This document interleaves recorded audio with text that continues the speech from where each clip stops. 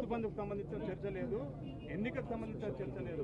అందరూ ఎక్స్పెక్ట్ చేస్తారు. విచిత్రం ఏమంటే ఈరోజు రాష్ట్రంలో పరిస్థితి ఏమంటే రాహుల్ గాంధీకి గాంధీ కుటుంబానికి ఈయనకి 1000 కోట్లు ఉన్నాయట ముఖ్యమంత్రి కాడ.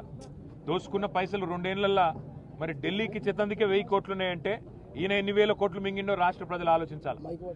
వేల కోట్లు మింగడానికేమో రేవంత్ రెడ్డికి 2 ఏళ్లలో చాలా టైం దొరికింది. దోపిడీ బ్రహ్మాండంగా చేస్తూ ఉన్నారు.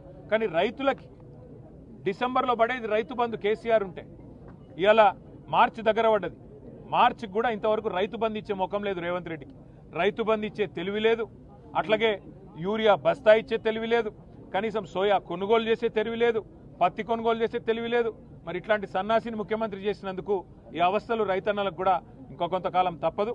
కానీ ఒకటి మాత్రం పక్క, గాంధీ కుటుంబానికి ఇచ్చే 1000 కోట్లు నీ అయ్యసొమ్మ నీ అబ్బసొమ్మ ఏడికెళ్ళి తెచ్చినవో రేవంత్ రెడ్డి రాష్ట్ర ప్రజానికానికి సమాధానం చెప్పాలి.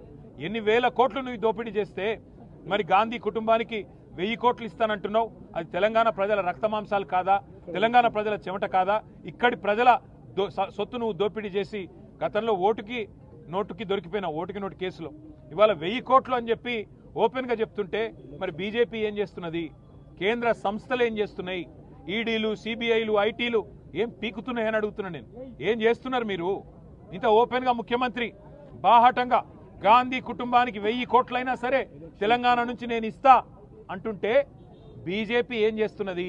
మీ ప్రధానమంత్రి చెప్పిండు కదా ఆర్ఆర్ ట్యాక్స్ వసూలు చేస్తున్నాడని. ఎందుకు చర్య తీసుకుంటలేరు? ఎందుకు రేవంత్ రెడ్డిని, ఎందుకు కాంగ్రెస్ ప్రభుత్వ అవినీతిని బీజేపీ ఒక రక్షణ కవచంలాగా కాపాడుతున్నదో సమాధానం చెప్పాలని చెప్పి కూడా మేము డిమాండ్ చేస్తా ఉన్నాం. Thank you.